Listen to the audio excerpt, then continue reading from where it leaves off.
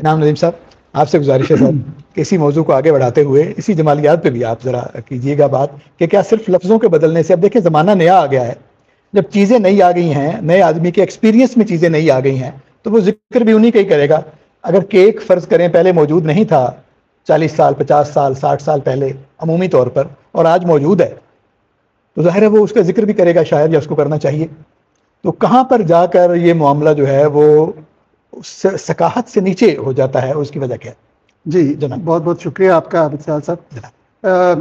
ایک تو یہ بات کہ انہوں نے بہت عمدگی کے ساتھ بنیادی باتیں تو بتا دیں، اور جہاں افضل نے جو بات چھوڑی ہے جمالیات کے ذکر پہ اور نئی شعری جمالیات کا سوال ہمارے سامنے ہے، تو میں یہاں ایک بہت اہم بات میرے ذہن میں آتی ہے کہ کیا پرانی شعری جمالیات منسوخ ہو گئی ہیں یا وہ آؤٹ ڈیٹڈ ہو گئی ہیں؟ تو ایک سوال تو یہ بھی ہے کہ کیا ان میں ایسی کیا ضرورت آج کے نوجوان، بار بار یہ بات ہو رہی ہے کہ یہ وہ بات کی جا رہی ہے جو وہ سمجھ سکتے ہیں، جو ان کے لیے آسان ہے، اور جہاں تک یہ بھی بات ہو رہی ہے کہ صاحب یعنی سہل شاعری ہے اس وجہ سے مقبول ہو رہی ہے. مجھے ایسا لگتا ہے کہ یہ ایک طرح سے اس کے لیے عذر تلاش کیا جا رہا ہے. ایسا نہیں ہے. ایک تو یہ کہ یہ اس طرح کے دور آتے رہتے ہیں. تھوڑا ہی سال پہلے کی بات ہے، یعنی بہت نہیں، کچھ 15 سال پہلے یا 20 سال پہلے ایک ہمارے ہاں ایک رواج شروع ہوا شاعری میں، وہ بھی مقبول شاعری کہلائی. اب میں یہاں نام نہیں لے سکتا شاعروں کے، اور سمجھ لیجئے کہ جس طرح ہندوستانی فلموں میں شاہ رخ خان، عامر خان، سلمان خان ہیں، تو اسی طرز پہ ہمارے ہاں بھی کچھ خان ہی سمجھ لیجئے، میں اب آگے کچھ نہیں کہنا چاہتا، پیدا ہو گئے. ایک کو دیکھا دیکھی دوسرے نام بھی ملتے جلتے تھے، اور وہ ایک ترتیب سے کتابیں آنے لگیں. میں آپ کو ایک واقعہ سناتا ہوں، بہت سال پہلے کی بات ہے. اس میں سے ایک صاحب کا اس دن شعری مجموعہ ایک دن پہلے آیا تھا.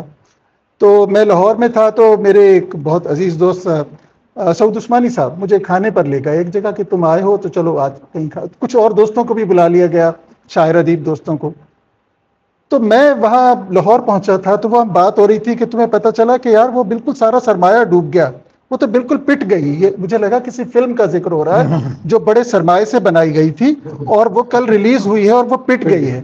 پتہ یہ چلا وہ ایک صاحب کی کتاب تھی جو اس نے خود پبلش کی تھی، کیونکہ اس کا خیال تھا کہ میری کتابیں اتنی بکتی ہیں کہ پبلشر کیوں کمائے، میں کیوں نہ کماؤں، بس صرف زر کثیر جسے جی. تو وہ ایک دن پہلے آئی تھی اور وہ چل نہیں سکی، باکس آفس پہ فلاپ ہو گئی، اور اس کا تذکرہ. تو میں حیران اور متعجب تھا کہ یہ سب کیا باتیں ہو رہی ہیں. تو پتہ یہ چلا کہ اصل میں یہ پھر میں اسی زمانے میں مجھے یاد ہے کہ ٹی وی پر بھی اس موضوع پر ایک بات ہو رہی تھی اور ظفر اقبال صاحب بھی اس میں تشریف رکھتے تھے. تو یہ سوال سامنے آتا ہے کہ صاحب یہ اگر اس زمانے میں تو کتاب بک رہی تھی، یہ میں پرانی بات بتا رہا ہوں، آج تو سامع ہے نا صاحب، جی اب تو ٹک ٹاکر ہیں، ایسے ہی وہ دیکھ رہے ہیں، سن رہے ہیں. اس زمانے تو کتاب بک رہی تھی. تو خیال تھا کہ اگر یہ لوگ برے شاعر ہیں، جو کہ میرا دعویٰ نہیں ہے، یہ کہا خیال تھا کہ اگر یہ برے شاعر ہوتے تو ان کی کتابیں کیوں بکتی ہیں، ان کی تو کتابیں بہت بکتی ہیں. تو بات یہ ہے کہ ان کی کتابوں، وہ جو قوت خرید بھی انہی لوگوں کے پاس تھی جو ان کی کتابیں خرید سکتے ہیں. مطلب نرسیں، استانیاں، اسکول کی ٹیچرز، اسکول کی طالبات اور لڑکے، اور کم قیمت میں کتابیں مل رہی ہیں، کتاب کے ساتھ ایک پرفیوم بھی ہے، ایک نیل پالش بھی ہے، کہ اسی ہم رنگ جس طرح کا گرد پوش ہے کتاب کا. آپ ذرا دیکھیے پیکج کہ کہاں لے گئے ہیں آپ شاعری کو. اور یہ زیادہ پرانی بات نہیں ہے، یہ 15-20 سال پرانی بات ہے. یہ جن اصحاب کا میں یہاں تذکرہ کر رہا ہوں، آج ہمیں وہ بہت بہتر نظر آتے ہیں ان سے جو کچھ اب ہمارے سامنے ہے. صاحبان ذرا تصور کیجئے اب سے 15 برس بعد کیا ہونے والا ہے. یعنی آج آپ ان اصحاب پر معترض ہو رہے ہیں اگر، اور میں آپ کو 15 برس پہلے یا 20 برس پہلے کے لوگوں کا قصہ سنا رہا ہوں جن کو اس وقت تنقید کا سامنا کرنا پڑا، آج تو وہ بہت بہتر نظر آتے ہیں. وزن میں شعر تو یہ بھی کہہ رہے ہیں، جیسا کہ افضل ابھی کہہ رہے ہیں، انہوں نے بہت اچھی بات کی کہ کم از کم وہ جو عروض کی پابندی ہے یا جو اس کا شعر کا سٹرکچر ہے اس کو تو معاملہ یہ ہے. بات یہ ہے کہ اگر شاعر اپنے آپ کو شاعر سمجھنا چھوڑ دے اور اس کو لگے کہ میں ایک دکاندار ہوں اور مجھے دکانداری کرنی ہے اور مجھے وہ بیچنا ہے جو لوگوں کو چاہیے، تو پھر اس طرح کی صورتحال درپیش ہوتی ہے.